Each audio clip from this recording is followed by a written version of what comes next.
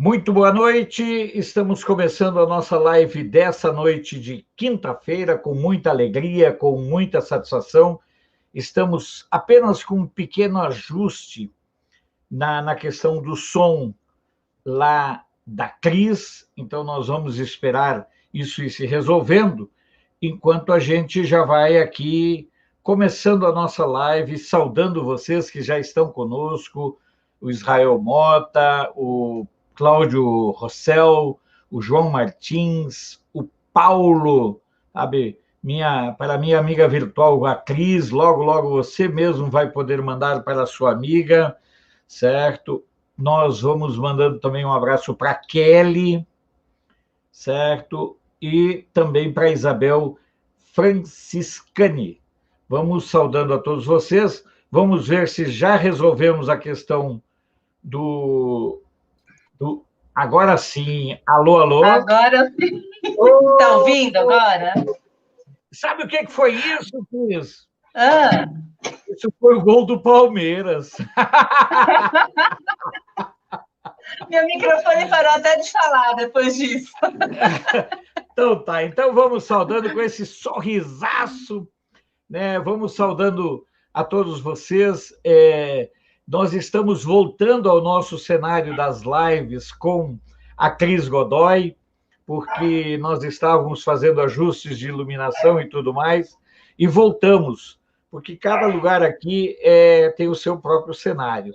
Mas, para minha alegria, para minha satisfação, eu tenho tido imensas alegrias em descobrir pessoas, em descobrir conservadores fantásticos por esse país. E não é bullying, não é nada, certo? Mas uma coisa que eu vou te dizer, Cris, o quanto as mulheres conservadoras estão dando um banho nos homens conservadores. É verdade, é verdade. Eu já falei isso para a Cláudia, já falei para a Sandra, que é minha esposa. Eu fico fascinado, assim, porque nesse meio tempo a gente já entrevistou a Aide Marinho, lá de Montemor, a gente entrevistou a pessoas do interior do Rio Grande do Sul, sabe? Pessoas com uma história própria, pessoas lindas que vieram trazer todas elas as suas histórias.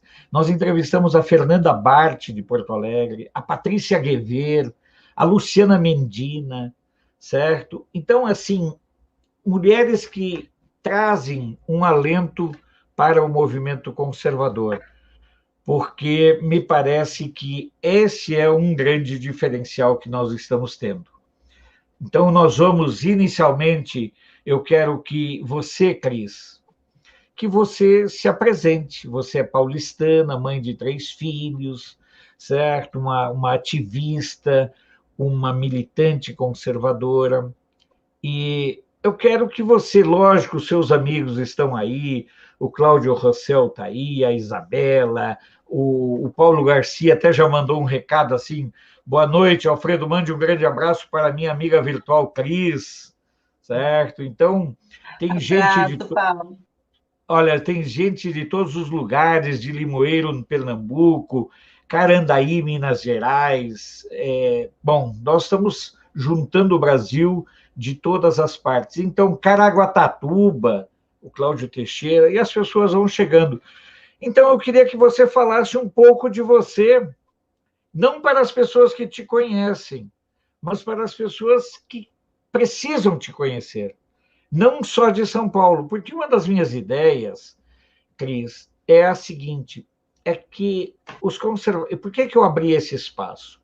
Na verdade, para que os conservadores de outros estados soubessem que eles não estão sozinhos, que os conservadores soubessem que há outros conservadores lutando também pela pauta conservadora. E eu sempre digo uma coisa, um diferencial fundamental nessa eleição, Cris, é a primeira vez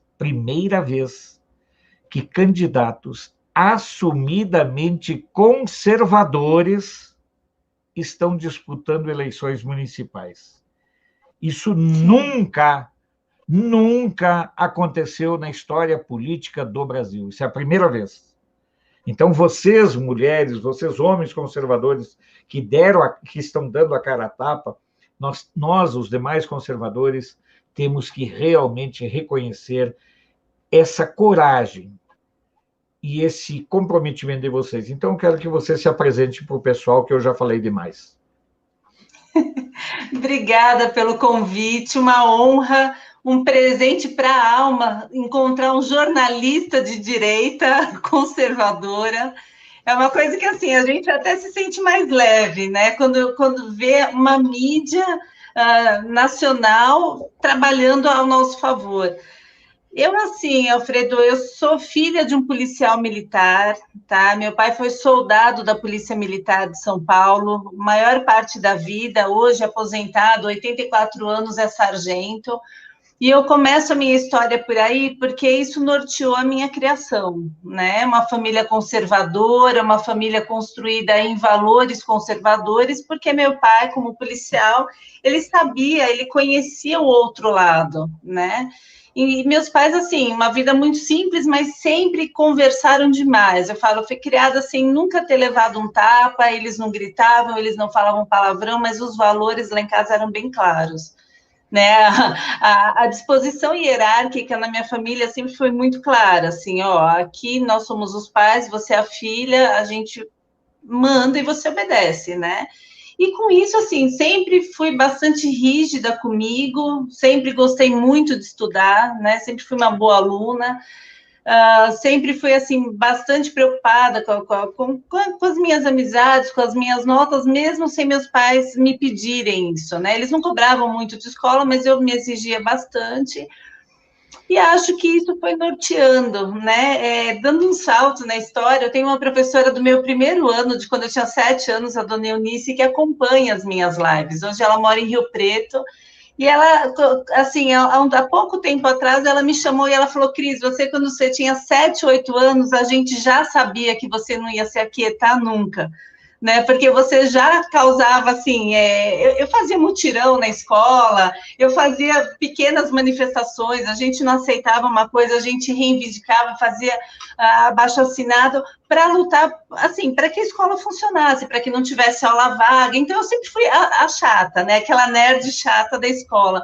Mas eu acho que daí começou a delimitar aí o meu caráter de não aceitar coisas que eu considero erradas, né? E foi caminhando, eu casei muito cedo, eu casei aos 18 anos, muito cedo para o padrão de hoje, né? Eu fui mãe cedo, eu tive filho aos 20. Você casou com o meu amigo? Você casou aos 18 anos com o meu amigo? Não. Ah, não, pensei não. Não. Ah, tá, levei um Aí susto. seria coincidência demais, né, Alfredo? Não. Aí seria, meu Deus. Mas fala. Então, aí assim, casei com 18 anos, fui mãe aos 20, eu tinha um instinto materno absurdo na minha vida, eu queria ser mãe desde criança, que eu falava que eu queria ter filhos, meu sonho era ter 4 filhos, então assim, não cheguei no quarto filho, mas tive 3 filhos. E aí, assim, fiz psicologia depois de ter tido meus 2 primeiros filhos, né? Então, entrei na faculdade de psicologia e até então eu não fazia ideia do que era direita ou esquerda, mas sempre fui absurdamente contra drogas, contra aborto, sempre fui, assim, muito favorável ao respeito dos pais, meus filhos em casa sem... É uma coisa que, assim, se alguém fala palavrão perto de mim, o outro filho corrige e fala, olha, respeita a mamãe que ela está aqui, eu nunca pedi isso para eles. Mas a gente tem um hábito de educação e respeito dentro da família, né? E aí, assim, fiz psicologia e foi aí que eu comecei a entender que eu não me encaixava tão bem, assim. Porque pautas como aborto, que eram bastante toleradas no meio da psicologia, pautas como, né, sistema prisional, como o tráfico de drogas, essas coisas, que para mim, assim, eram coisas que me deixavam muito incomodada, e aí eu fui começando a entender que eu não me encaixava em certos grupos, né, fiz psicologia, exerço a psicologia até hoje, amo a minha profissão, mas, assim, com o passar do tempo, eu fui começando a entender que eu não era igual a todo mundo, porque muitas coisas que muitos psicólogos achavam normal, eu era chata, que não entendia, né? Chegando ali em 2009, 2010, eu comecei, assim, sem parar, a entender que não dava mais para ficar quieta. Por quê? Porque os meus pacientes, os jovens principalmente, começaram a trazer demandas que não estavam no meu repertório, né? E cada vez mais confusões de valores, cada vez mais a naturalidade do uso de drogas, cada vez mais ali uma confusão mesmo na questão sexual, e que vinha, não pela opção deles, mas que eles falavam, puxa, meu professor falou isso, eu não acho legal. Uma vez um paciente meu falou assim, puxa, eu me sinto culpado, porque todos os meus amigos da escola acham ser bissexual normal, e eu não acho, mas eu fico me sentindo estranho no grupo, né? E aí eu comecei a entender que, assim, de onde vem isso? Se pacientes começam a se questionar por coisas de um meio escolar, que eles não aceitam e se sentem inadequados por não aceitar, né? E aí eu comecei a correlacionar isso com a política, comecei a ler, tentar entender melhor. Paralelo a isso, todo aquele, né, aquele problema de corrupção, todo aquele problema que veio junto com o país, mensalão, petrolão, tudo aquilo, 2013, 2014, e aí eu entrei no ativismo, porque eu comecei a entender que eu sofrendo sozinha em casa não resolveria nada, eu angustiada sozinha em silêncio, me traria mais sofrimento e eu não teria como trocar ideias, né? Eu não teria como colocar isso para fora. E aí a gente vai desabrochando, né, Alfredo? A partir de 2014, eu comecei a ir com muita frequência para todas as manifestações que eu era chamada, que eu sabia que tinha na Paulista, enfim, onde tinha, eu ia, né? Só que nesse primeiro momento eu ainda escondia fotografias, eu não aparecia em vídeo, porque eu falava, meu Deus, se meus pacientes souberem que eu vou para manifestação, eu estou perdida, né? E aí eu ainda, de forma tímida, fui me envolvendo cada vez mais com o ativismo político, com a direita conservadora, e aí para mim já tinha um nome, eu já sabia que eu era de direita, eu já sabia que eu era conservadora, né? E aí isso daí foi aumentando na minha vida cada vez mais, tá? E aí eu tive uma surpresa, né? O que eu achei que geraria uma rejeição na minha profissão virou uma coisa que passou a ser bem aceita. Hoje eu tenho Virou um pacientes que diferencial. me procuram, eles falam que eu descobri que tinha uma psicóloga que era Bolsonaro, que era contra as drogas, que era... Por isso eu estou te procurando, porque eu preciso de uma psicóloga que pense como eu. É óbvio que na psicologia a gente não se coloca, mas eu acho que para eles trouxe um conforto não ter medo de contar para a psicóloga que eles eram Bolsonaro, né? E aí acontece e nem que eram heterossexuais e nem nada, né? Isso, não, e eu tenho pacientes gays que vêm com camiseta do Bolsonaro, assim, né? Ou às vezes vem com um chaveirinho do Bolsonaro escondido, olha o chaveiro que eu coloquei no meu carro, né? Assim. Aí a gente, né, fala assim, pô, que legal. Não é separado por classe, não é separado por gênero, não é separado por idade, é separado por ideologia, é a única diferença, né? E aí as pessoas falam, puxa, mas é radical separar entre direita e esquerda. Eu acredito que os opostos têm que ser bem definidos em alguns momentos da história, né? E acho que esse é um deles. Que não importa cor, raça, gênero, nada disso. O que importa é você ser a favor de corrupção, a favor de mentira, a favor do uso do povo em benefício próprio, ou ser contra tudo isso, né? Acima de qualquer compreensão ideológica. É mais importante. Antes de... eu vou colocar algumas mensagens aqui. Gostei do copo com os gatinhos aí. Ah, obrigada. Então vamos saudar o pessoal, né? Porque depois eu vou conversando. Nós temos aqui, Cris, nós fizemos uma coisa mais, eu gosto das coisas absurdamente humanas, né? Uhum. E assumidamente, absurdamente humanas. Então eu gosto de interagir com as pessoas. Eu gosto que as pessoas falem, por exemplo, que sorriso maravilhoso o F. Lima está dizendo. Certo? Obrigada. O Silvio é lá de Carandaí, Minas Gerais, ele tem um canal católico, eu acho muito legal, certo?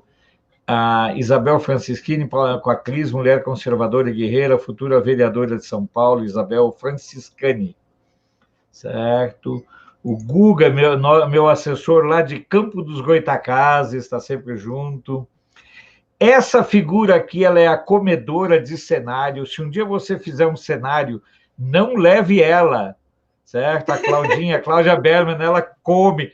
Cláudia, hoje chegaram mais duas geleias especiais lá da Serra da Estrela, de Portugal. Tá? Vamos saudando aqui o Cláudio Rossel também. Aqui o link do teu perfil no Facebook que o Google está colocando, certo? A Cláudia, de novo, galera Pro América chegando. Boa noite, Cláudio. A Cris já está com o visual do gabinete montado. Gostei também, bandeira de São Paulo, bandeira do Brasil. Aqui, boa noite, Cris Godoy, José Antônio Pereira, muito obrigado, boa noite para você. Essa senhora, eu gosto muito da intervenção dela, Marisa Sacomandi, paulista. A Mara Linelce Ribeira de Bebedouro. Eu vou lembrando o nome. Sabe qual é que é o meu maior medo? É quando a pessoa troca a foto. Se a pessoa trocar a foto, eu me perco nas bergamotas, sabe? Eu identifico pela foto. Os Azeles, que é aqui de Brasília. Olha só, Nalim Espatifador, boa noite, minha vereadora. Então, pessoal, gostei do pessoal. Já a minha descobri no Face ela postando ele, não parei com a terapia. Garibaldi, ele é de Batatais, São Paulo. Boa noite, Fredão, Cerquilho, São Paulo, apoiando o canal e nosso presidente. Eu digo o seguinte, eu aqui, Cris, eu tenho alguns diferenciais, além de eu ser da turma dos old tubers, né? Eu ainda faço um outro diferencial. Eu me preocupo mais em ajudar a divulgar a pauta conservadora do que correr atrás de cliques. Então, eu gosto de discutir a pauta conservadora sem estar tão preocupado em correr atrás de cliques e atrás de acessos, mas de fazer um processo de comunicação conservadora. Eu gosto de imaginar que posso contribuir com a experiência de quase 50 anos de trabalho. Eu comecei a trabalhar aos 14 em rádio, estou com 62.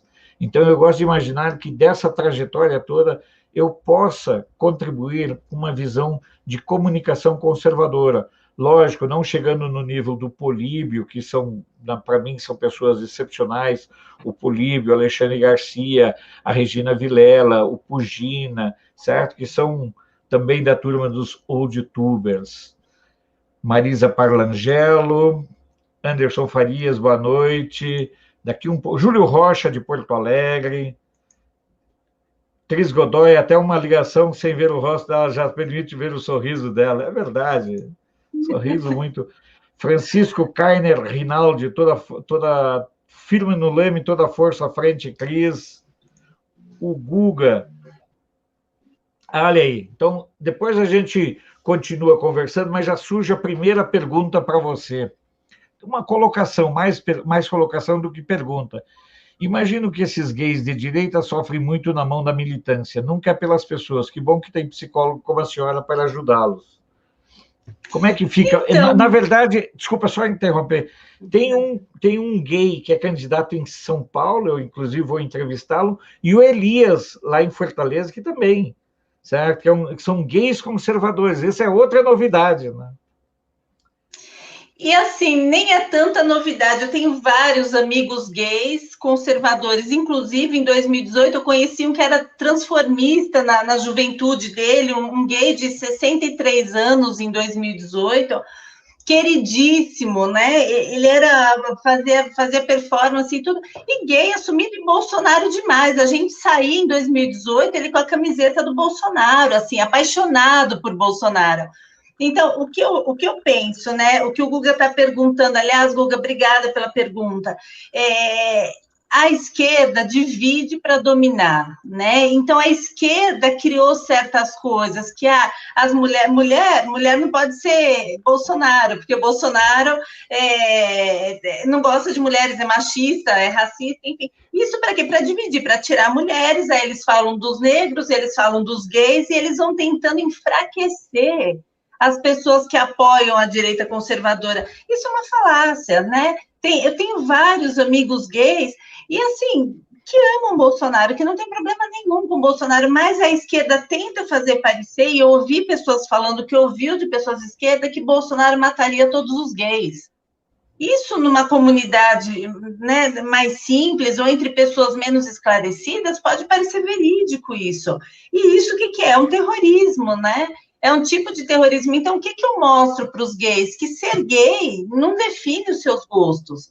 Você pode ter uma opção sexual de gostar de alguém do mesmo sexo, de que você, ou do sexo oposto, isso não pode, de forma nenhuma, corresponder à sua decisão de opção política, de opção alimentar, porque hoje em dia, né, eles tentam colocar que o gay tem que ser vegano, tem que ser de esquerda, ele tem que ser todo moderno. Não tem, ele pode ser homossexual e feliz, sendo ele mesmo, comendo a picanha, gostando de Bolsonaro, né, e picanha sangrando, inclusive.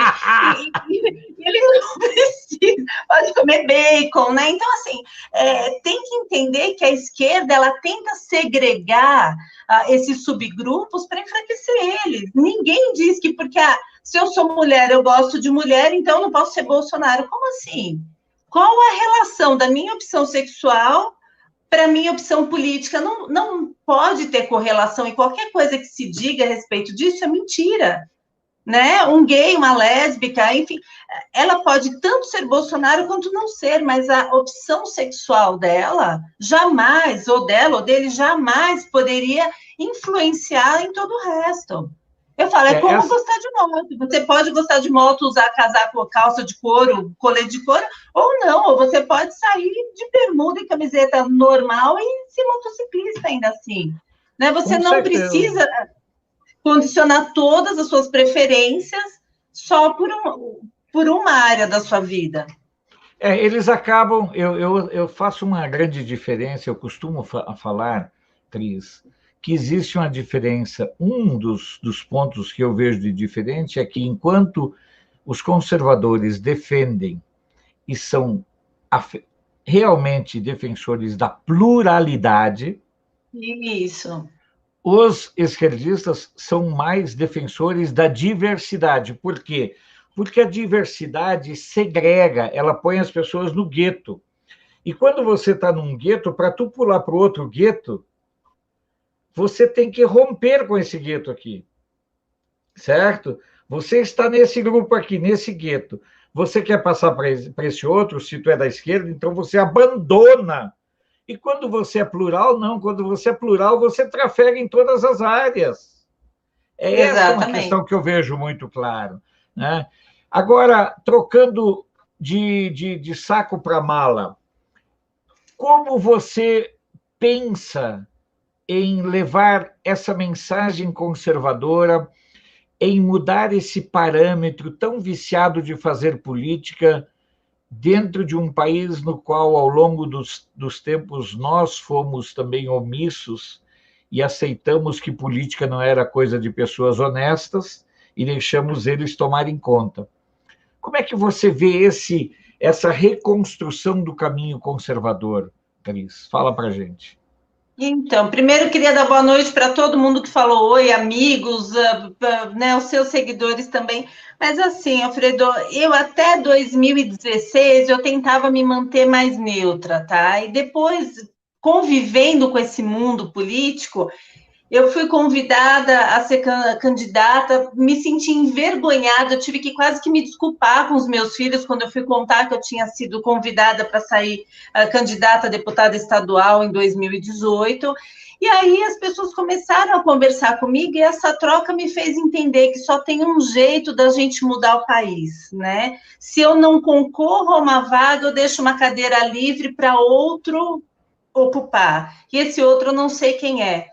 né? Eu não sei se ele tem a mesma visão política, eu não sei se ele pretende fazer o trabalho da forma como eu pretendo fazer. E aí, em 2018, eu comecei a entender que era até egoísta da minha parte guardar para mim aquilo que eu penso, né? Então, o meu recado de mudança política, em primeiro lugar, é a gente não ter medo de se mostrar. Eu falo, saiam de cima do muro, né? Mostrem para o seu amigo, para o seu vizinho, para o seu eleitor, para os seus filhos, principalmente, que política não é vergonhosa. Ela é feita de forma vergonhosa, sim, na velha política, mas ela não é necessariamente assim.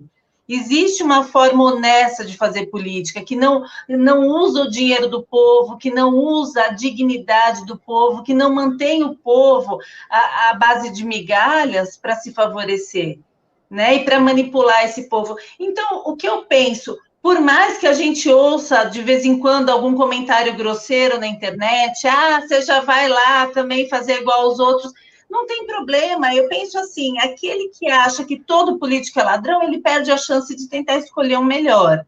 Se ele acha que todos não prestam, né? Então, eu acho que a forma da gente começar a mudar é arregaçando as mangas e fazendo melhor, não tem outro jeito. Né? Não adianta ficar de uma forma hipotética, com teorias, citando autores, e não demonstrar que pode ser diferente fazendo. Não botar a mão na massa. Como? Não botando a mão na massa, tem que botar a mão na massa, não tem jeito. Outra coisa que eu falo sempre para as pessoas, não venham falar de mim dos traidores, eu prefiro enaltecer os leais. Eu não estou preocupado com os traidores. Quem tem que estar preocupado com os traidores é quem votou nos traidores. Eu prefiro ressaltar, enfatizar e fortalecer a imagem dos leais. E você usou uma expressão, Cris, que eu gosto muito, que você sabe que a esquerda gosta de roubar conceitos, né? E eu, para provocar, por exemplo, roubou o arco-íris, que é a aliança de Deus com o homem depois do dilúvio, todas essas coisas, né? Ela rouba palavras, ela rouba movimentos, e eu costumo dizer assim, os conservadores saíram do armário. Literalmente. Sabe? Sabe? Então é engraçado isso, porque os conservadores saíram do armário e são a grande diferença política desse momento. Certo? E isso é um fator muito importante. Eu quero mandar abraço. Olha só, o Zazeles é pai grego e mãe polonesa. Pensa numa figura. Certo? Você é descendente de italiana, não, ou não? Eu não. Meu pai, lá longe de portugueses, minha mãe não sabemos, é brasileira, sim, até onde a gente achou. Então, como é que você, nessa pergunta aí dos Azelis, que é aqui de Brasília, como é que você se posicionaria numa resposta? Como seria classificado o falecido Clodovil? Para mim, o Clodovil era conservador pra caramba, sabe? E qual é a sua opinião? Exatamente. O Clodovil era um grande exemplo. Que pena que naquela época a gente não deu o devido valor a Clodovil, a Enéas, né? Assim, Clodovil é o gay que eu encontro, são os meus amigos que eles são chatos, eles não gostam de várias coisas, eles não toleram falta de respeito e são gays assumidos, né? Assim, não tem problema nenhum com a sexualidade deles, mas assim como Clodovil, eles não associam a opção sexual à balbúrdia, né? Eles são corretos na vida deles, eles respeitam as pessoas e são gays. O que eu penso, sabe, Alfredo, assim, ó, que eu tenho falado muito isso dos jovens em São Paulo, não sei em Brasília, mas onde você anda, você vai ver casais homossexuais de mãos dadas, às vezes de 14, 15 anos de idade para todos os lados. E eu costumo dizer assim, beleza, né? Você é gay, beleza, brigou com a família teve que te aceitar, até aí tudo certo. E o resto da sua vida, o que mais você pretende fazer? Porque só ser gay não resolve. né? Você vai ter que trabalhar, você vai ter que estudar, você vai ter que escolher uma profissão, você vai ter que pagar as suas contas, vai ter que achar um lugar para morar o dia que você sai da casa dos pais. Então, assim, parece que para os jovens ficou claro assim que basta escolher a sua sexualidade de preferência, que seja homossexual ou bissexual, né? Já para romper com os paradigmas, e todo o resto está resolvido. E não é assim. Assim como nós héteros, é só um passinho da nossa vida, todo o resto vai ter que acontecer ainda, né? As E isso é uma contas, mentira. Então, que Clodovil... Oi? as contas chegam igual para os héteros e para os homos. E Clodovil deixava isso muito claro, que apesar dele ser gay, ele era filho adotivo, ele era um costureiro brilhante, ele batalhava pelo espaço dele diariamente para conquistado e para fazer a manutenção dessa conquista. E é isso, né? Não resolve só ser gay, a gente não vive só da área sexual da nossa vida, né? Ainda que alguns façam essa opção por algum tempo, mas em algum momento da vida vai ter que olhar para a vida real e falar, não, pera, eu vou ter que comprar uma casa para morar, eu vou ter que alugar uma casa para morar, eu vou ter que pagar as contas, eu vou ter que cuidar da saúde, independente de qual é a sua opção sexual. Né? Então, acho que Clodovil, se a gente pudesse voltar no tempo, ele foi um grande exemplo, ele tinha muita coisa boa para ensinar para a gente ali. Mas nós também fomos omissos nisso, né, Cris? E aceitamos estereotipar um Enéas. Nós fomos omissos. Eu vejo por mim, eu, enquanto jornalista, era muito mais fácil estereotipar o Enéas do que entender o Enéas. Estereotipar o Enéas era fácil. Certo? Ele era uma figura exótica, mas, por exemplo, até hoje, um dos livros de medicina dele, sobre eletrocardiograma, até hoje, é um livro base, e eu sei porque meu filho faz medicina, um livro base para entender, ler e compreender o que é um eletrocardiograma, é um livro escrito pelo Enéas. Não sei se você sabia disso, sabe? Tem uma seguidora minha, Alfredo, desculpa te cortar, a doutora Simone, que está todos os dias na live, mas quando eu entro um pouco mais tarde, essa hora ela ainda está trabalhando, que ela foi aluna do Enéas. E ela fala que o Enéas foi um dos homens mais brilhantes que ela já conheceu na vida, e que fora das câmeras ele era o cara mais equilibrado do mundo. Mas na frente das câmeras, como ele tinha um tempo curtíssimo, ele assumia um personagem marcante para tentar passar a mensagem dele em questão de segundos, né? Mas ela fala, Cris, era uma pessoa brilhante, era uma pessoa que, assim, diante dele a gente conseguia entender coisas que nenhum outro conseguia explicar. Eu tenho uma pergunta para fazer para ti, mas as pessoas... Eu tenho esse hábito aqui, tá, Cris? Eu gosto de tratar as pessoas, de botar as pessoas, por exemplo, o Moacir Brinca, ele é meu compadre, certo? É lá de Santa Rosa, morador do Valparaíso aqui. Vamos, o Cristiano Lombardi, os progressistas sequestraram as pautas das minorias e as desvirtuaram. O Massa, uma figuraça, pensa numa figura...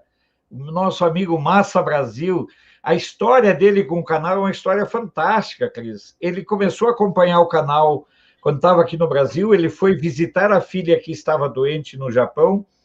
O canal de Brasília era uma forma dele manter-se em contato com o Brasil, voltou, trouxe presentes maravilhosos para mim, certo? Mandou para cá, e continua a amizade muito especial. A Marília é brasileira, está nos Estados Unidos, certo? Só para você ter uma ideia, né? Cris Godoy, hoje, qual a sua visão em termos da segurança pública? Daqui um pouco você vai responder ao José Antônio Pereira, certo? Antes eu quero saudar aqui o Júlia de Porto Alegre, fez a aproximação com a Fernanda Bart, uma belíssima live, certo? Ela saudando, o Guga, Clodovil era um gay sem mimimi, certo? Olá, Marília, essas são as saudações. Acho que as pessoas, certo? As pessoas se conhecem, certo? Você tem que ver como é que é. Então, tem duas perguntas para ti, mas antes, depois eu vou perguntar também, porque eu quero que você coloque qual é a tua plataforma de atuação. Nós estamos falando de tantas coisas, e as pessoas, lógico, é bom para as pessoas saberem quem é a Cris, mas também é importante que as pessoas saibam o que a Cris, além de ser uma pessoa de conversa fácil, e um sorriso cativante, como já falaram aqui, certo? Um sorriso largo, certo? A Cris também a gente quer saber qual é a proposta dela. Por falar em psicologia, minha esposa, Sandra, também é psicóloga e jornalista. No caso, eu sou o caso clínico dela, certo? Então, você tem uma história para falar sobre essa questão, por quê? Porque você vive a questão da segurança pública desde o seu nascedouro, bem antes de você nascer. Então, qual é a sua visão sobre a questão da segurança pública nesse momento no Brasil? Então, Alfredo, assim, eu sou suspeita a falar, mas eu tenho extrema admiração pela segurança pública e eu penso que, assim, um país organizado, ele começa por uma segurança pública que funcione, né? Eu costumo dizer para os meus amigos que não adianta a gente pautar a moradia, saúde, educação, se o sujeito hoje morre a caminho do trabalho, ou da escola, ou de casa, né? A gente tá falando aí de um país que em 2018 tinha quase 70 mil mortos ano de crimes violentos, né? 70 mil, assim, muitas cidades não tem tudo isso de pessoas, né? E aí eu comecei a focar, por quê? Porque desde 2015, 2016, a polícia começou a ser muito bombardeada pela mídia de forma, assim, absurda, cruel, e aí a gente começou, assim, a fazer ações de apoio à polícia, né? A mídia batia, a gente ia, tentava fazer uma manifestação, alguma ação ali que ressaltasse a importância da mudança da cultura nesse sentido, que a população começasse a se responsabilizar e pelo respeito, pela gratidão à segurança pública. E, enfim, essa foi minha pauta em 2018, principal, a segurança pública e a preservação da família como um todo. E agora, como é municipal, né, mantenho a segurança pública, mas agora numa esfera municipal. Mas eu acho assim, Alfredo, se você andar pelas ruas de São Paulo, a gente estava, antes da pandemia, com 35 mil moradores de rua só na capital. Tá? A Cracolândia, 35 mil. 35 mil moradores de rua só na capital. A Cracolândia aumentou a sua venda de droga em 4 anos, na gestão Covas, de 9 quilos de crack dia para 19 quilos. Tá? Então, assim, a gente tem que entender que assim não dá para não falar em segurança, não dá para falar porque a segurança ela esbarra na prevenção das drogas, na educação, que a criança chega na escola, o traficante está lá na porta, né? Hoje, claro, a GCM faz um trabalho brilhante nesse sentido, mas quando a criança sai da escola e vai para sua casa, ela é cooptada pelo crime, né? Então, a gente precisa entender que a criança, que o adulto, que a família, ela só mantém a sua integridade se as leis forem cumpridas, e hoje não são. Né? Se a gente pensar em Rio de Janeiro, que a polícia está proibida de subir o morro, o helicóptero está proibido de sobrevoar as comunidades, então a gente fala, puxa, então assim, eu entendo que a segurança pública é o início, sabe a faxina? Você vai começar a fazer a faxina em casa, tem que tirar os tapetes do chão, você tem que arrastar o sofá, ou nada acontece. Né? Então, eu penso que, assim, a segurança é a base. E aí, junto com isso, todo o resto, a prevenção de drogas, eu acho que tem, assim, a droga, ela é irreversível o dano que ela causa. Mas não só no usuário, na família, no meio onde ele vive, né? E tudo que gira em torno de mais um usuário cooptado aí para fazer parte né, desse número infinito de usuários que a gente tem hoje. E pior, né, Alfredo, no nosso tempo existia um pudor, né? Quem fumava maconha não falava, tinha vergonha. Hoje é normal, hoje a pessoa está ali, né, fumando, ela continua, ela fala naturalmente. Né? Não, porque o pessoal foi fumar lá em casa. Essa questão é tão engraçada que lá eu sou da cidade do interior, né? Eu sou da roça. E quando a gente tinha um amigo da gente que era maconheiro, ele não jogava nem no time da gente.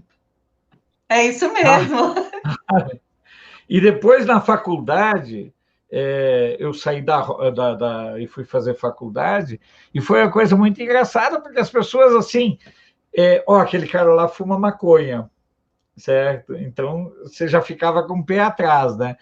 E é engraçado, hoje não, hoje normalizou. Hoje dizer, por exemplo, assim, eu bebo vinho, cachaça, tudo bem, mas eu não consigo, eu nunca tive uma propensão e nunca tive nenhum tipo de curiosidade por nenhum tipo de droga. Aí você vai dizer, e o álcool é o quê? Bom, calma aí, eu estou falando dessa questão das outras drogas. O Júlio Rocha, lá de Porto Alegre, ele faz. Então, a gente já pode ter uma certeza que uma das pautas que você vai encarar de frente dentro da Câmara dos Vereadores de São Paulo é a questão do enfrentamento das drogas. Seria correto isso? Como mãe e como psicóloga, Alfredo, não dá para pensar em nada de melhoria se a gente não começar pensando nisso. Tá?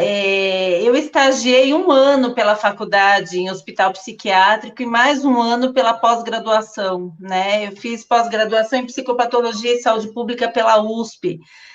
E aí, assim, os próprios internos falavam assim: não permitam que seus filhos fumem maconha, porque todos nós que estamos aqui, por esquizofrenia induzida por drogas, enfim, por quadros psicóticos induzidos por drogas, eles falavam para a gente, assim, num tom de desespero: todos nós começamos pela maconha, ninguém começa usando crack, ninguém começa cheirando cocaína, em geral. 99% inicia pela maconha, né? Então, por que a esquerda tenta banalizar a maconha? Porque é onde você abre a porta para todo o resto.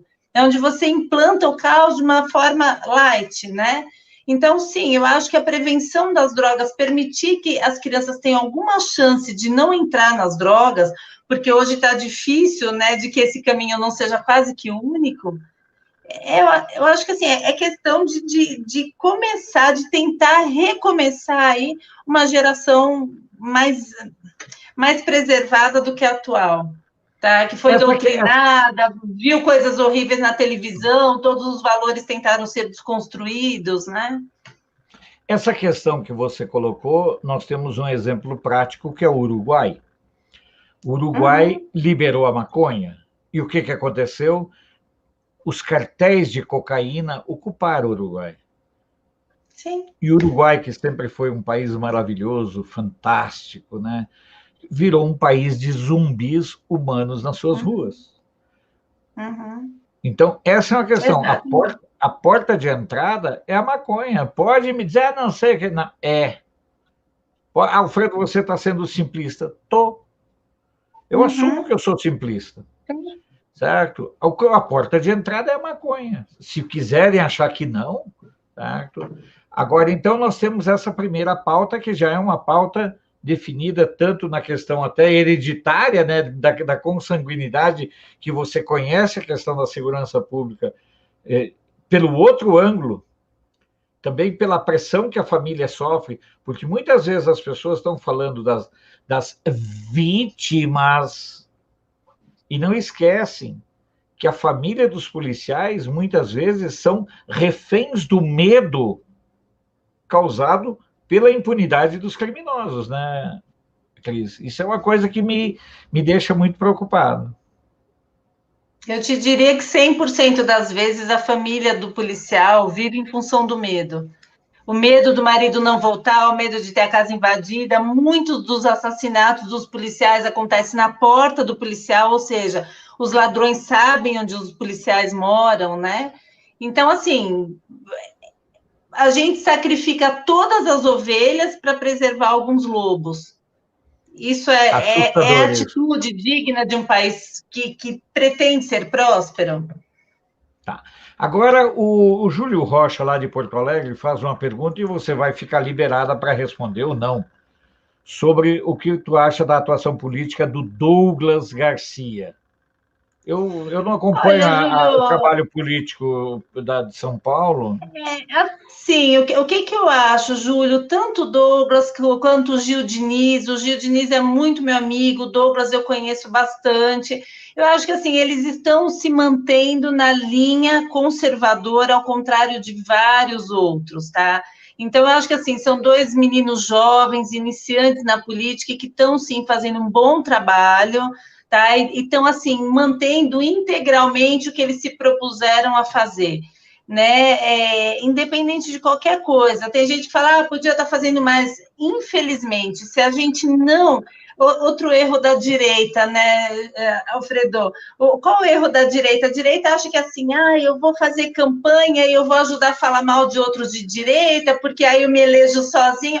Galera, sozinho ninguém faz nada lá dentro, é um ninho de cobra, né? E assim, não adianta. Então, acho que o Douglas Garcia, o Gil Diniz, se eles estivessem lá em 20, fechados com o Bolsonaro, eles estariam fazendo muito mais do que eles estão fazendo, porque é muito difícil. A gente sabe que, infelizmente, alguns que entraram com a proposta de ser Bolsonaro não são, né? Entraram lá e já mudou totalmente o discurso, já, enfim.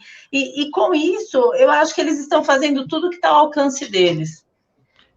Aí você bateu numa tecla, que é aquilo que nós já conversamos. Eu prefiro elogiar os que se mantêm leais do que me preocupar com os traidores, né? E eu também penso o seguinte, uma voz só dentro da Alerj já faz diferença. O problema é que a mídia não repercute o que eles fazem. Esse é um problema. Eu penso muito nisso, né? Porque a direita, os conservadores conseguirem fazer com que as suas ações, as suas propostas venham para fora é muito difícil. Muito, muito, muito. Vamos ver aqui, Cris, como psicóloga, como resolver encaminhar um problema da Cracolândia? Então, um beijo, Claudio. E, ó, não é configuração de gabinete, não. É que eu ganhei do Paulo Cogos essa bandeira de São Paulo aqui que eu amo. E aí o pessoal fala, põe a de São Paulo, põe a do Brasil. Eu coloquei as duas agora. Só faltou botar a do Corinthians ali atrás. Ainda vou pôr no meio, já deixei. Tá 2-0 para o Palmeiras, tá? Isso, mas vou pôr a do Corinthians. Já tem bastante gente aí. Então, Cláudio, da Cracolândia. A Cracolândia existe hoje porque alguém ainda leva vantagem, né? É a minha visão. Eu acredito que, assim, se não houvessem pessoas, ONGs e a própria máquina ganhando de alguma forma com isso, eu não estou dizendo que é dinheiro, eu estou falando vantagem, né? Isso não existiria. A gente sabe que o poder público consegue, pelo menos, reduzir. Alguém me explica por que em 4 anos de gestão Dória Covas dobrou o tamanho da Cracolândia? Não é porque não quer, é porque lá virou assim. Hoje são 3 lavagens em todo o centro por dia, né? Quanto se gasta com essas lavagens? Né? Quanto que se gasta com essas ONGs? Por que essas ONGs estão lá? Então, assim, são essas questões que eu penso. Enquanto a droga for rentável, ela só vai crescer. Não é, Alfredo? Qualquer empresa que está lucrando, ela não tem por que acabar. Vai se preocupar. 3 lavagens por dia, isso deve ser um contrato milionário. Estou te falando, Não, e outra coisa, né? Agora os Azelis aqui, meu amigo grego e polonês, FHC proibiu a família internar sem aprovação do paciente. A senhora acha que isso amarrou a família? Totalmente, totalmente.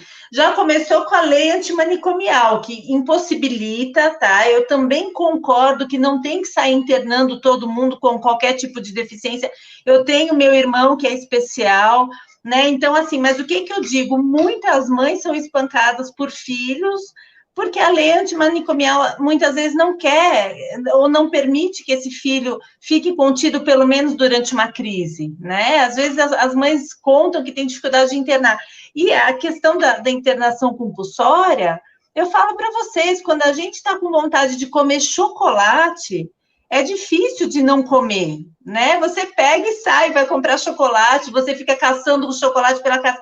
Imagine o crack, imagine uma droga pesada. Então, assim, é uma vontade, é uma necessidade insuportável, física, psicológica. A pessoa, assim, ela tem dores pela abstinência da droga. Alguém imagina que um usuário grave, por exemplo, da Cracolândia, vai falar assim, eu acordei hoje, eu decidi, eu não vou usar mais. Gente, não consegue.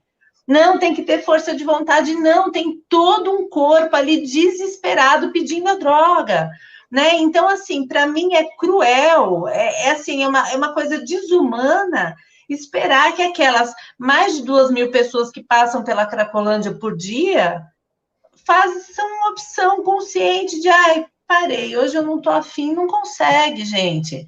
A gente não consegue controlar nem pequenas vontades. Você está com vontade de comer chocolate, de tomar uma cerveja, de, sei lá, qualquer coisa. Tomar um café, né, Alfredo? Quem toma café todo dia, vem aquele gosto, aquele cheiro. Você lembra do café, dá até água na boca. Fica salivando, fica salivando. Não é?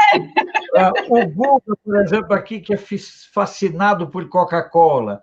Então, vamos mandar um abraço aqui para o Luciano Costa Longa, ligado lá da Praia Grande. O Guga a gente já ressaltou, certo? O pai é anfitrião, só faltou bater palmas. Júlio é conservador raiz, né? Está fazendo um excelente trabalho. Eu não sabia nem que o Douglas Garcia é gay. Eu não sabia, não.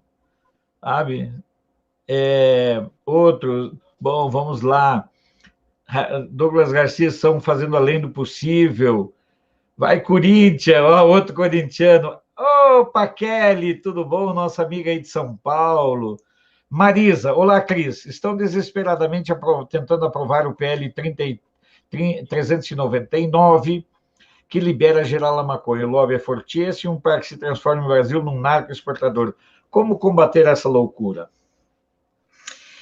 Então, Marisa, assim, infelizmente, é o que eu acabei de falar. Enquanto tiver gente lucrando, enquanto a gente tiver as leis se afrouxando, se moldando, acontece isso, né? O lobby vem junto. O lobby, inclusive, é feito pelas próprias leis, né? Sem citar nomes, eu ouvi sentado à minha frente um ministro do Supremo falando que a intenção dele é liberar todas as drogas. Estava numa palestra, né, na OAB, em 2016, acho. Né? E aí, quando a gente vê isso, eles vão tentar de todas as formas. Aquela luta para liberar, para evitar convulsão em criança, a gente já sabia que ninguém estava preocupado com a criança nem com a convulsão.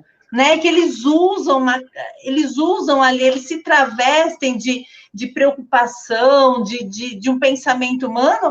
No fundo, eles só estão abrindo a porta, né? Porque primeiro aí libera a medicação, aí já quer plantar maconha, mas vai plantar, né, só no vasinho? Não, tem que plantar logo o alqueire, vai que acaba, né, a maconha para o usuário, né? E ele vai começar a ter convulsão. Vai ficar sem medicação, né?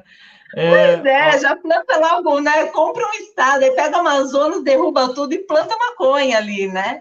Então, assim, a gente sabe que tudo isso é porque dá lucro. Se não desse lucro, não tinha ninguém se empenhando nessa luta. Ninguém ali dentro é inocente. Ninguém está ali pensando, ai, coitadinha das crianças que precisam. Isso, galera, isso daí já automaticamente, quando é comprovado, consegue importar, né? Só que tudo aquilo foi um lobby, não é, Alfredo? Já foi um lobby travestido de bondade.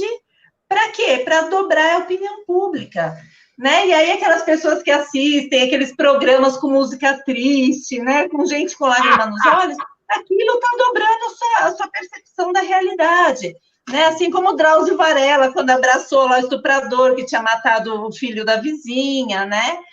Porque coitadinho, está abandonado na cadeia. É isso, está só dobrando a opinião pública nesse momento. Eu tive uma experiência no final dos anos 80 do século passado, e eu fui fazer jornal para uma associação de policiais, a GEPOL. E aí eu fui fazer uma matéria na Papuda. Aí uma delegada chegou e falou para mim assim, olha, deixa eu falar uma coisa para ti. Você é novo. Agora, eu vou te contar uma coisa. Aqui dentro, você só vai escutar discurso dos presos de que eles são vítimas. Mas nenhum deles chegou na porta aqui e disse assim, ô, doutor, eu quero ficar 15 anos preso aqui porque eu cometi um mal. Então, essa é uma... Bom, vamos mandando mais respostas. Aqui, Cracolândia é o CD do tráfico, certo? A nossa amiga Kelly, sempre na presença. A Kelly é um doce, a Kelly é de São Paulo. Você sabe de alguém que morreu de Covid na Cracolândia? Ninguém sabe. Ninguém. Ele já, o Zazeles colocou uma coisa que você já respondeu. O Euler Amaral é lá de BH. O Marcão News, olha só, grande Marcão News, também pré-candidato. Abre. Ah, o Marcão também é pré-candidato. Figuraça, certo? O Antônio Freitas Galvão, boa noite, Alfredo São Bernardo do Campo. E boa noite, Marcão News, sua agenda na web. Deixa eu fazer uma pergunta. A gente já está mapeando alguns aspectos da sua pauta de atuação, certo? Já está ficando delineado, claro, eu acredito para as pessoas, como a Cris pretende atuar na questão do enfrentamento das drogas, na questão do enfrentamento dos limites de atuação do Estado em relação à família, na questão de ter uma voz conservadora e que tenha vinculação com esses valores cristãos, né? Agora, e outras pautas tuas, o que, por exemplo, uma demanda terrível em São Paulo, ou menos na minha opinião, é como você avalia, Cris, que o trabalho possa ser, como fazer para desratizar a administração pública? A gente ouve tantas histórias de problemas nas subprefeituras aí de São Paulo. Como desratizar isso? Então, olha, assim, é difícil até de te responder, Alfredo. Realmente, assim, quando você falou desratizar, eu pensei, o que ele vai falar a seguir? E é isso mesmo, né? É sanear, assim, é enxugar a máquina pública, é colocar pessoas que realmente queiram trabalhar. E eu não sei a forma, mas acho que começar, como você disse, pelas subprefeituras. A gente ouve falar coisas muito graves, não sei se comprovam, mas a gente tem que entender assim que a ideia da subprefeitura é de olhar para o bairro e não de multiplicar o problema, né? Assim, você não cria várias subprefeituras para ter vários subproblemas, né? A intenção não é essa. E você falou do trabalho, né? Não do funcionalismo público, mas ano que vem, Alfredo, isso aqui vai estar um caos. Né? Foram mais de 200 mil desempregados só aqui na região, eu moro na região central, né? Então, só a região Brás, Paris, 25 de março, foram mais de 200 mil desempregados, 25% do comércio fechou, né? Então, o que a gente vai fazer com esse povo todo ano que vem? Porque mais empresas vão fechar, mais lugares vão ter que demitir seus funcionários para conseguir se manter, né? Então, não só a administração pública, mas o que a gente vai fazer em relação ao trabalho? Porque é inédito, meio ano, todo mundo meditando, né? E achando que, beleza, né? Vamos curtir o momento Covid. Não é assim, né? Desde março, a gente está nas ruas, fazendo manifestação, organizando carreata, pedindo, pelo amor de Deus, para o pessoal entender que não é só a saúde, a economia está junto, né?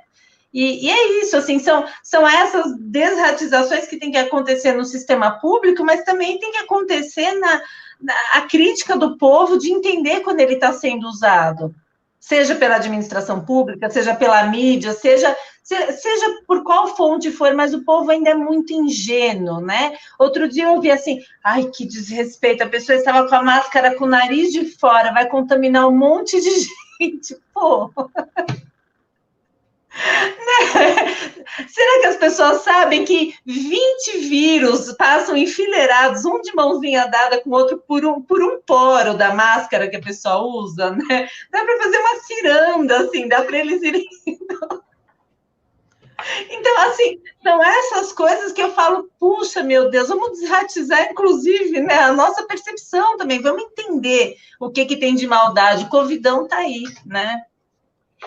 E é engraçado porque vai pegar muita gente. Eu tive hoje, eu faço na hora do café de manhã, a gente passa 72 jornais do Brasil e do mundo trazendo as notícias, conversando.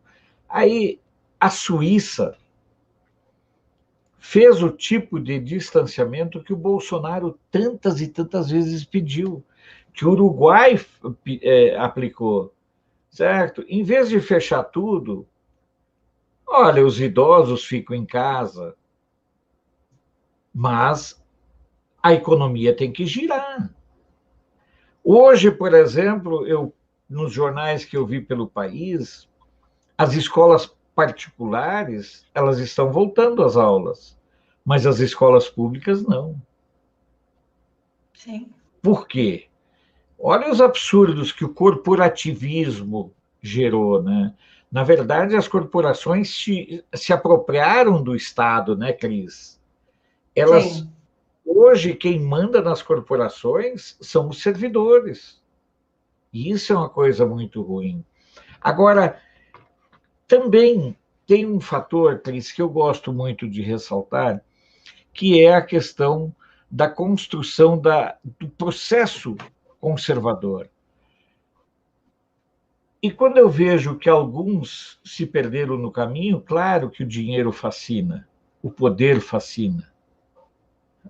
Agora, vamos elogiar aqueles que estão se mantendo fiéis.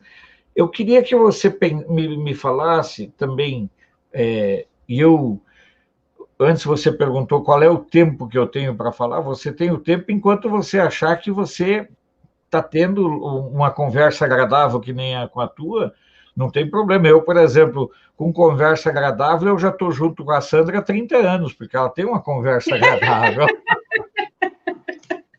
sabe? Então, você imagina, né? Então, eu quero também que você coloque essas questões, o que é possível da gente mudar de parâmetros políticos, mesmo sendo eventualmente minoritário. O que dá para fazer, Cris? Então, eu acho que o primeiro passo, Alfredo, é acreditar na sua intuição, tá? É aprender a falar não. Né? Em 2018 eu aprendi isso. Você tem que saber falar não e sem culpa. Você tem que saber que a política, para ser diferente do que está aí, você tem que saber falar não, inclusive frente a grandes vantagens. Né, que eu acho que é o grande erro da política, é isso, é atuar em causa própria, né? Porque você faz porque para você vai ser bom. E eu entendo que o político, talvez ele devesse trabalhar até de forma voluntária, porque ele está ali para trabalhar pelo povo, né? Se ele começa a pensar nele primeiro, mas eu vou fazer isso aqui porque eu estou precisando trocar aquele apartamento, minha mulher está querendo um apartamento maior, né? Pronto, ele já está igualzinho os antigos, né? Ele já está fazendo exatamente. Então, o que eu penso assim, como fazer isso mesmo em pequenos números? Sendo fiel à sua crença, né? Não tendo medo de ser rejeitado, não tendo medo de ver cara feia, não tendo medo de ser pressionado. Eu acho que o segredo é esse. Se eu for lá para agradar, para ser legal, para concordar com tudo, a gente não precisa ir. Tá cheio de gente já que faz isso desde sempre. Uma das minhas reclamações em relação à atuação parlamentar, eu penso que a atuação parlamentar ela é uma ferramenta, ela é um instrumento auxiliar para fortalecer o movimento conservador. E muitas vezes eu vejo parlamentares muito mais preocupados em garantir um eventual novo mandato do que fazer a questão da estruturação do pensamento conservador. Né? Vamos passar mais alguns recados aqui, porque senão. Bom, essa aí, a Kelly, eu quero o Marcão, a Cris, o Paulo Melo e o Edson Salomão na Lespe. Quanto mais conservadores, melhor. Certo? Gláucia, hoje assisti um vídeo da Valéria Bernardo que mostra a imensa Cracolândia que existe em Los Angeles. É enorme, subsidiada pelo Estado. Infelizmente, não é privilégio nosso. As Cracolândias, elas são estruturas sociais sustentadas pelo Estado e é uma pauta da esquerda. Buenos Aires tem a Cracolândia dela. Quase todas as cidades, grandes cidades do mundo, têm suas Cracolândias. Isso é uma maldade, uma questão muito complexa. Janaína Baldino, a União faz a força e uma população unida deixar os políticos da esquerda com muito medo. A Inaide, que é de Lins, o Google, eu sou um contaminador, só ando nas ruas sem máscara, e um mosquito passou perto aqui de mim agora, mas eu já matei. Ou eu matava ou eu comia ele, né? Porque ele estava tudo rodando aqui. Esse sim ia estar mal passado, hein, Cris? Concordo com isso. É lamentável para mim uma questão de saúde pública, esses são a favor do lucro. A Cris matou uma charada, certo? A Cris matou uma charada. O que mantém essas estruturas, certo, é apenas e somente interesse financeiro. Eu não vejo nada além disso. A Cris pegou com muita propriedade a questão do... não, como é que rola dinheiro? Olha, rola dinheiro de muitas formas. Vocês lembram que o Haddad alugava prédios, né, imóveis para os caras morar, certo? Então, sim. toda uma Os indústria, hotéis, exatamente. sabe? Então, caramba, é uma indústria, tem a lavagem, você tem N indústrias, né? Agora, Cris, e a questão, o que você acha que é possível fazer em termos de pauta, em termos dessa questão de educação e de família dentro da Câmara de Vereadores de São Paulo? O que você... Eu sei que você é uma pessoa que tem isso como um dos seus parâmetros, né? Uma das suas balizas.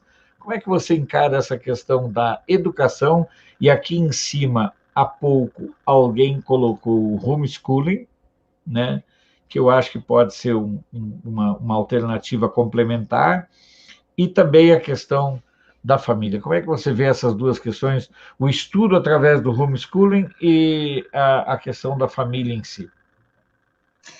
Então, Alfredo, quando a esquerda começou a dificultar a vida das pessoas e as mulheres começaram, o movimento feminista, as mulheres foram trabalhar, as crianças foram cada vez mais perdendo aquela figura da mãe como educadora da família, né?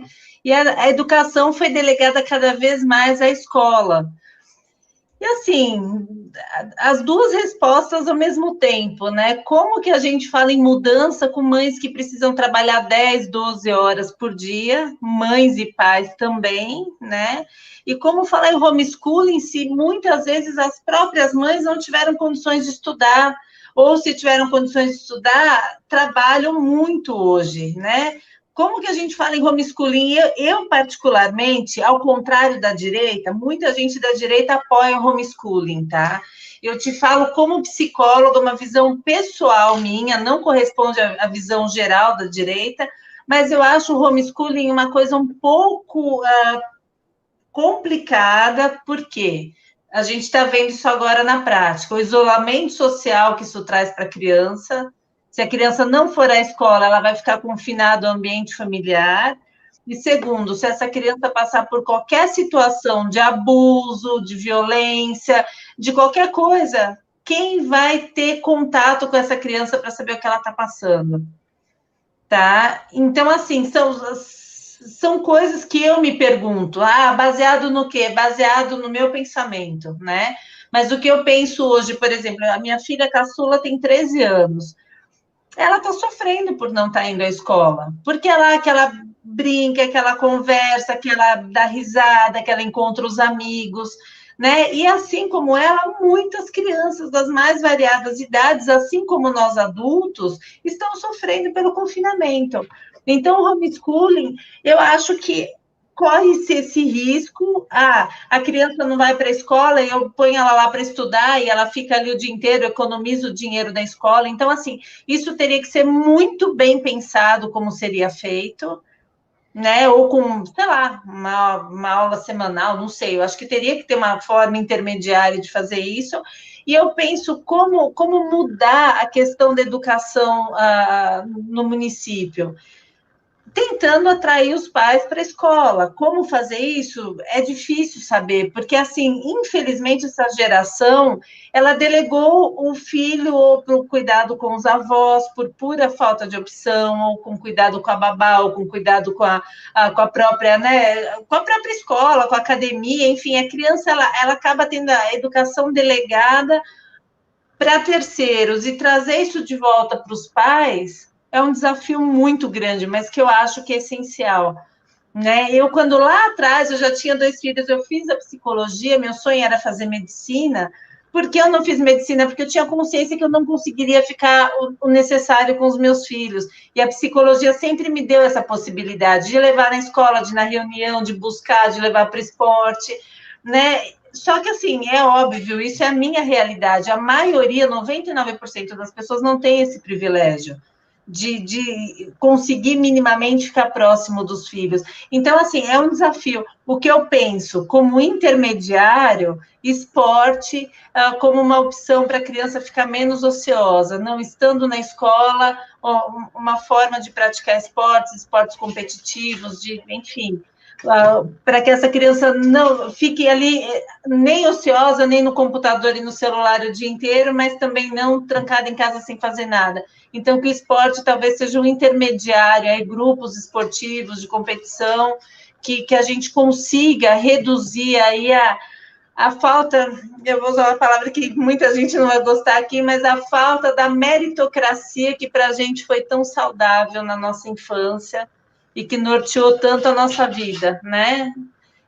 Aquilo de tentar fazer melhor, de tentar se superar, de tentar competir, como algo bom. Eu não sofri por fazer judô, eu não sofri por tentar tirar notas boas, mas hoje, né, na cultura do mimimi, ai, coitadinho, vai dar um ditado, ele vai se sentir constrangido, né? Ai, se exige muito, se botar para fazer esporte, a criança vai ficar constrangida. E não, todos nós nos sentimos gratos por cumprir desafios internos, não é para o outro, é para nós mesmos. Então, acho que talvez tentar trabalhar nesse sentido. Eu, particularmente, sou de um tempo em que a gente esperava sair a classificação na escola para ver em que lugar você ficou da sua série, sabe? E era uma delícia, não era? Eu tenho boletim lá de primeiro lugar, terceiro lugar, sabe? E isso nunca me afetou. O tema homeschooling é realmente um tema muito controverso, mas eu não penso no homeschooling puro, mas eu penso ele num sistema híbrido, certo? Até porque a prática esportiva dentro da escola é bem melhor do que em academia, tem uma série de coisas. Eu acredito que certas matérias, certas cadeiras, certos aprendizados precisam ser presenciais. Eu gostaria de ter uma alternativa entre o homeschooling e a escola normal tradicional. Mas isso ainda é um tema muito novo que é discutido entre a gente, né, Cris? As pessoas ainda têm... E muitas vezes a pessoa pensa o homeschooling a partir da realidade pessoal dele. Mas nós temos que pensar na heterogeneidade das pessoas, certo? Na heterogeneidade das condições. Nós estamos observando vários problemas de interação, de estresse e tudo mais. E isso nós temos que buscar. Eu não quero ir nem tanto ao mar, nem tanto na areia. Eu quero ficar ali, numa área. Eu creio que isso é uma discussão, acho legal a posição do Cláudio Rosel, certo? Que ele tem uma outra visão. Eu creio que todas as pessoas eu vou procurar, inclusive, quando passar a fase da eleição, eu quero trazer essa discussão de homeschooling, vou fazer lives temáticas em cima disso, porque são assuntos que eu também não tenho opinião formada. Sim. Certo? E aí nós temos que pensar. Eu acho que o que nos difere, mandando um abraço para o Eduardo Romanini, o que nos difere, basicamente, é a capacidade de dialogar. O que faz da gente diferente, certo? É exatamente a capacidade de aprender mutuamente. Se nós partirmos do princípio de que nós detemos uma verdade, nós perdemos a perspectiva de entendermos outras visões sobre determinado assunto. E é muito bom essa interação. Eu, por exemplo, tenho a minha visão, mas eu quero ter as visões de outros. Mandar um abraço para o meu amigo Rafael Willi-Stolterhover, aqui de Brasília. Cris, você é daquelas conversas que a gente vai noite adentro, campo afora, como se diz lá no Rio Grande do Sul, certo? Nós não combinamos nenhum sinal para dizer quando você estivesse achado. Porque às vezes o cara combina, olha, quando eu fizer isso aqui, sabe?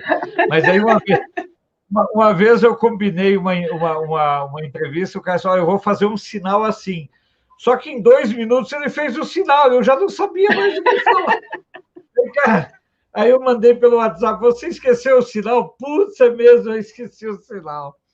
Então, Cris, como você tem essa facilidade de trafegar em vários assuntos, isso também torna a live e a conversa melhor. O que eu quero te dizer, Cris, é o seguinte: se você quiser fazer a reedição de partes desse material, você está liberada, não precisa pedir autorização para mim, tá?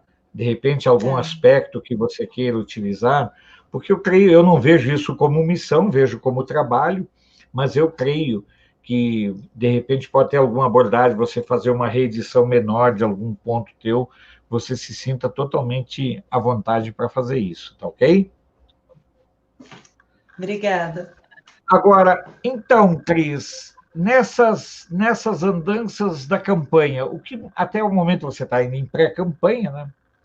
Mas, assim, o que mais te chocou até agora?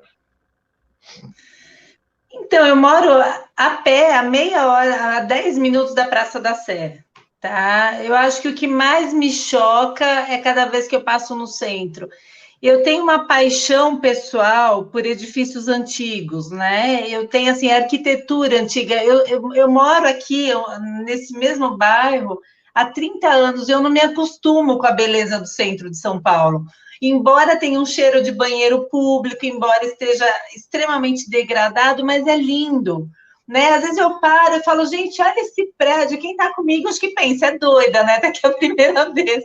Mas aí eu paro, fotografo, é muito bonito. E o que mais me choca é o desamor com que São Paulo foi cuidado nos últimos tempos, né? Eu, quando era criança, meu tio me levava para brincar na Praça da Sé, tinha chafariz ligado, eu corria por ali, eu era bem pequena, sei lá, devia ter 8, 9 anos, eu achava aquilo maravilhoso. E hoje ali virou talvez o ponto mais degradado da cidade de São Paulo, né? Praça da Sé, que é aquele espaço todo, da Sé até a Cracolândia, enfim. E eu acho que é o que mais me choca, me dá uma sensação de tristeza, de impotência, porque assim, quando a gente viaja para qualquer país que seja, o centro da cidade costuma ser a área nobre. É a área onde estão os restaurantes, onde estão os teatros, onde estão os locais onde você tem prazer em sentar num café, onde você tem prazer de andar ali. E São Paulo, você só te sobra o medo, né, para andar em todo o centro de São Paulo. Então, não só na campanha, mas acho que agora, na pré-campanha, mas agora acho que mais ainda, porque eu olho e falo, meu Deus, assim, como conseguiram em tão pouco tempo transformar São Paulo nisso? Né? E é uma cidade rica, uma cidade que tem totais condições de dar conta dos seus problemas, tem total condição de ser uma cidade transitável, e hoje o que a gente se depara é com a criminalidade crescente, com descaso crescente e com abandono, porque a gente vê, as pessoas acham que o morador de rua é só o drogado, muitas vezes não, tem muitos idosos morando nas ruas, tem muitas pessoas com problemas mentais, eu não sei se são pessoas que saem das suas casas, né, sem rumo e acabam se instalando ali nas ruas, mas a gente olha aquilo, a gente fala assim, sabe uma sensação de tristeza, de indignação, que você fala assim, puxa, né, são pessoas absolutamente abandonadas, né, e eu não consigo nem pensar nisso, só no enfoque político, mas talvez aí meu lado psicóloga nessa hora me dê aí um vazio enorme, sabe? De olhar e falar assim, como pode chegar nisso e alguém usar isso até politicamente, que a gente vê, né? A questão aí de pessoas que falam, estamos resolvendo, não dá, ali só aumenta, só multiplica. E que também é fruto da liberação das drogas. Quanto mais usuários, como você disse, exemplo do Uruguai, Amsterdã, em todos os países que liberaram as drogas, né, mais pessoas morando nas ruas, mais problemas mentais, mais desamparo, mais caos, enfim. e talvez por isso, justamente, que eles queiram liberar, talvez por isso a PL, que foi citada aí, de liberação da maconha, né? Talvez para trazer o caos mesmo. Eu tive isso que você fala do centro de São Paulo, eu gosto dos centros. Porto Alegre tem uma zona histórica bonita, certo? Rio de Janeiro, sabe? Salvador. E eles deixam degradar a zona central, e eu acho isso muito lamentável. Eu tentei colocar aqui uma foto, mas eu não consegui. Eu ia te provocar só para te sacanear, que eu fiz uma série de fotos lá da Santa Ifigênia, da igreja, que eu acho muito bonita. E eu fui a São Paulo, tem uma revista de turismo, Cris, eu não me senti encorajado em fotografar a parte central de São Paulo. O cara do hotel, inclusive, me sugeriu 2 seguranças, mas daí um dos seguranças falou: olha, vou dizer uma coisa para ti, 2 não adianta. Não dá. Eu estava levando um equipamento ali, talvez de 15, 20 mil reais ou mais, e ele disse assim: olha, nós não vamos com esse, se você levar esse equipamento, nós não vamos junto com você, não. Quer dizer, eles sabem dessa realidade. E o centro de São Paulo, em termos de fotografia, é muito bonito, certo? Maravilhoso, sim. Tem a questão das luzes que filtram por entre os prédios, quer dizer, que são olhares que você pode buscar de São Paulo, né? Eu, sem brincadeira, eu fiquei assim, é uma das frustrações que eu tenho de não ter tido condições de fazer fotos não só, mas de todo o centro ali, que é muito bonito mesmo. E os centros das cidades, via de regra, né, Cris, eles são muito bonitos, porque eles contam muito mais a história. Uma vez eu passei na Rua da Praia, em Porto Alegre, de ponta a ponta, fiz 1.600 fotos. Nossa! E aí eu cheguei e falei, só na Rua da Praia. Aí eu falei para um amigo meu, eu cheguei, se você sabe quantos prédios da Rua da Praia tem azulejos portugueses ainda? Eu disse, não deve ter mais nenhum. Aí eu falei, é porque vocês não olham para cima. É impressionante, certo? É impressionante como existem belezas que isso que você está falando, no dia a dia a gente fica apressado e não olha. Verdade. Certo? E a gente acaba sendo engolido por isso. Eu, particularmente, as pessoas aqui, eu fico com uma felicidade imensa, né, de ter te conhecido, ter conversado contigo. Eu torço por todos os conservadores e sei que os conservadores podem e vão sim fazer a diferença. Pode deixar, Cláudio Rosel. Quando nós formos aí, nós faremos, viu? Faremos as fotos, sim, certo? E principalmente, Cris, eu quero agradecer a generosidade da tua conversa, certo? E, como se dizia antigamente, né? O microfone é todo seu para que você possa exatamente pontuar essas coisas todas, essas questões todas para o pessoal da live. Alfredo, super obrigada. É isso que a gente precisa de espaço, né? Eu falo trabalhar aqui, ninguém tem preguiça de trabalhar. O que a gente precisa é de espaço, a gente precisa de mídia. Infelizmente, a mídia muitas vezes surgem convites para entrevista em mídias tradicionais. Eu recuso, porque eu sei que serão distorcidas. Eu vejo amigos, eu fico até com pena de ver o que fazem com as entrevistas deles em muitas mídias, né? Então, assim, é muito bom, é muito gratificante poder falar sem medo, falar o que a gente pensa, ser a gente mesmo, porque a intenção de se reafirmar como direita conservadora é justamente essa, da gente ser a gente mesma, né? Nas minhas lives, eu faço live diariamente, né? Em geral, de segunda a sexta, 1 hora de live todos os dias, às vezes vai para 2 horas essas lives, mas assim, aí alguém sempre fala, mas você não vai fazer que nem X, né? E virar traíra também. Eu falo, gente, sabe qual é o problema da nova direita? é que o pessoal tem preguiça de pesquisar.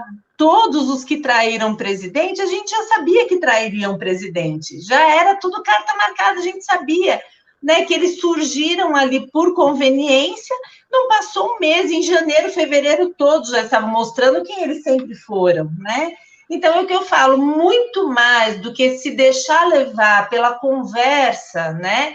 E se perguntar se vai trair, se não vai, pesquisem. Né? Meus últimos 10, 15 anos de vida, inclusive passeio com filho, com cachorro, com tudo, tá tudo nas redes sociais. Então, assim, o que eu falo para todos, né?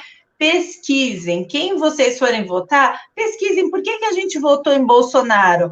Porque a gente viu que nos últimos 29 anos de vida pública, ele se mantinha na mesma linha. A gente votou em Bolsonaro porque a gente sabia que ele, desde antes de entrar na política, ele já era uma pessoa autêntica, era uma pessoa de uma personalidade forte, mas uma pessoa extremamente humana. Então, o que eu tento mudar, Alfredo, acima de tudo, é ao invés de perguntarem para o candidato, adquiram essa autonomia de pesquisar em quem vocês votarão, né? Assumir uma fachada por 1, 2 meses, qualquer um faz. Eu quero ver mostrar nos últimos 20, 30, 40 anos de vida, assim como você, né, Alfredo, quem você é. E sem nada para esconder, está ali, não é uma roupagem, é um modo de viver.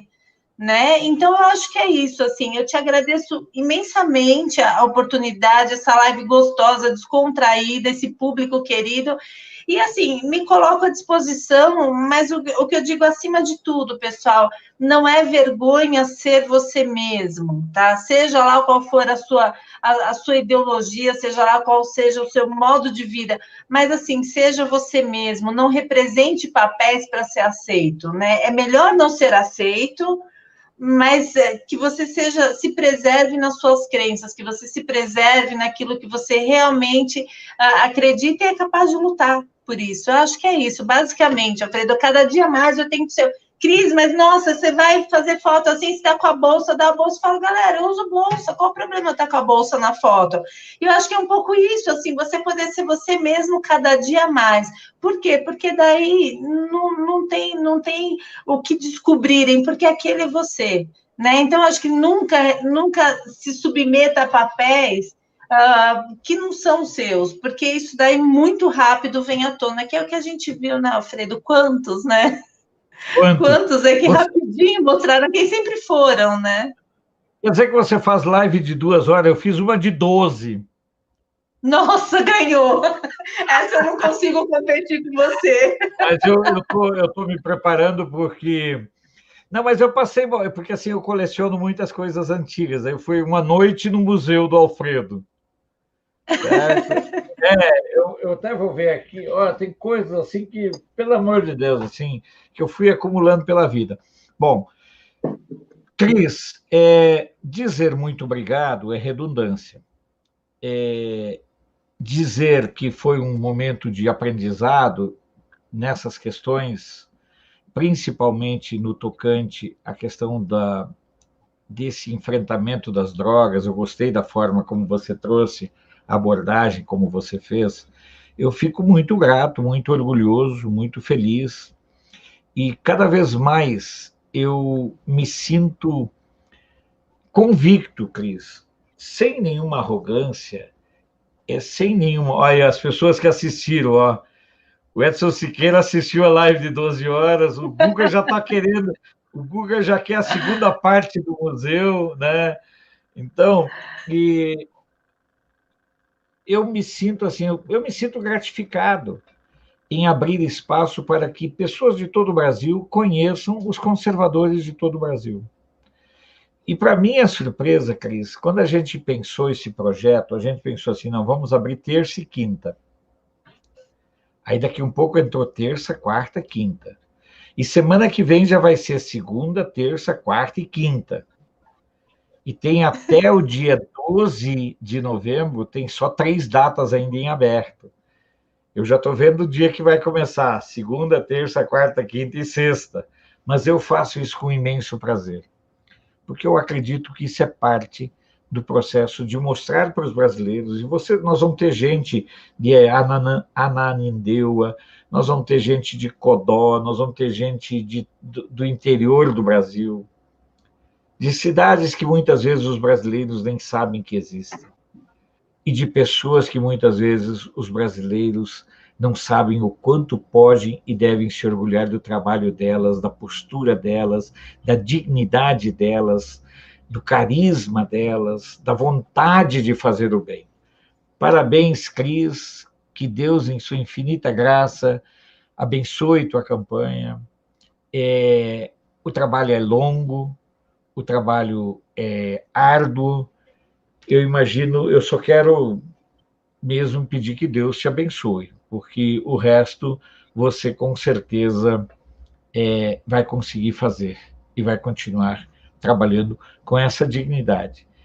Parabéns mais uma vez e muito obrigado por ter compartilhado esses momentos, essa sua história, essa tua coerência com a gente. Tá ok? Amém. Obrigada, que Deus te abençoe também. Parabéns por esse trabalho lindo e pela oportunidade de mostrar quem são os conservadores, né? Que ao contrário do que muitos dizem, que são pessoas marrentas, birrentas, ignorantes, não são. São pessoas que só lutam pelo bem do país. A gente só quer que o nosso Brasil tenha ordem e progresso e um povo feliz, né? Que não tenha que sair por aí com medo. Eu acho que o medo passa fazer parte do nosso passado e não do nosso futuro. Tá bom, Alfredo? Obrigada de verdade. Um beijo para todo mundo que assistiu. Tá bom, Obrigada. eu vou te desconectar e vou ficar conversando aí com um pouco pessoal, porque já que você vai sair, eu posso falar mal de você pelas costas. Tá bom? Fica à vontade. Um beijo para ti, fica com Deus. Tá bom? Obrigada. Beijo, Tchau, tchau. amém. Você também. Tchau, tchau. Bom, essa foi a Cris. Eu vou tirar o fone. Eu estou cada dia mais fascinado, sabe? Pela pluralidade, pela diversidade, pela capacidade de interlocução que eu descubro nos conservadores. Não é bajulação. Não é bajulação, é constatação. São pessoas que vêm com uma história de vida que são histórias que nos motivam, que nos incentivam. E a gente, durante muito tempo, achou que ser honesto era errado. A gente, durante muito tempo, achou que ser honesto era babaquice. A gente achou muito tempo que ser heterossexual era uma estupidez. E é tão bom a gente poder conversar sobre esses assuntos. E eu gostei muito da postura do Cláudio, quando ele diz assim: muito obrigado pela leveza da live, apesar de alguns assuntos muito pesados. Mas é isso, Cláudio. Essa é a diferença, porque nós não estamos, Isabela Franciscani, nós não estamos fazendo coisas pelo ódio, nós estamos fazendo as coisas pelo amor à vida, pelo amor às nossas convicções religiosas. Eu sou cristão, pelo nosso amor à liberdade de imprensa, pelo nosso amor à família. Então, nós estamos fazendo coisas por amor. E quando a gente faz as coisas por amor, eu quero mandar um beijo grande para a Kelly, para a filhinha dela e também para o marido, fica mais fácil.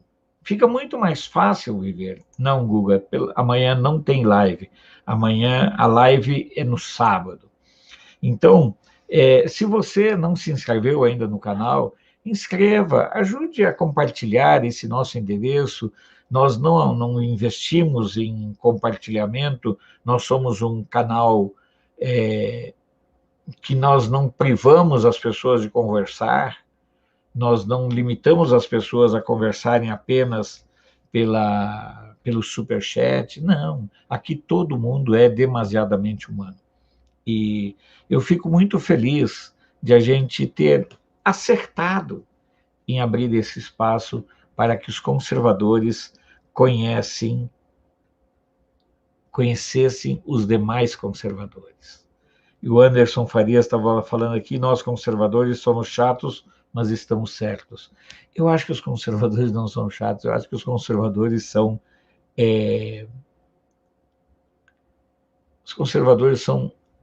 aquilo que nós somos, porque nós somos os conservadores. Então, amanhã de manhã, às 7h30 da manhã, aí já no cenário exclusivo do Na Hora do Café. Então, era essa visão que eu queria mostrar para o pessoal. Falei lá que a partir de agora nós voltamos ao nosso cenário das lives aqui, que é um cenário mais intimista, dá para trabalhar com a câmera mais fechada, e o cenário do Na Hora do Café está lá, e eu acredito que até amanhã, no fim de semana, a gente consiga montar e estruturar o cenário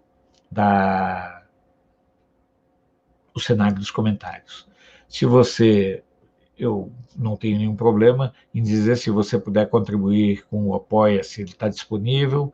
Se você puder depositar na conta do Banco do Brasil ou da Caixa também. Bom, no encerramento, eu quero, como eu sempre faço, pedir a Deus, em sua infinita graça e bondade, que Ele nos guie, abençoe e proteja.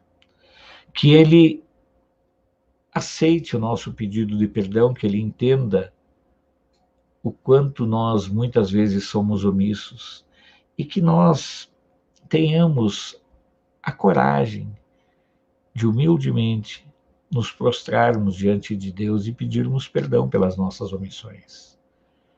Que Deus, em sua infinita graça, mande um exército de anjos para resguardar o seu sono, para resguardar o seu descanso, para zelar por você, para zelar por nós, para zelar pelo Brasil, pelo nosso presidente. E tenho certeza, nós saímos do armário e nós somos a diferença política no Brasil de hoje. Uma boa e abençoada noite. E até amanhã, às 7h30 da manhã. Fiquemos todos na paz que só Deus pode nos conceder. Amém.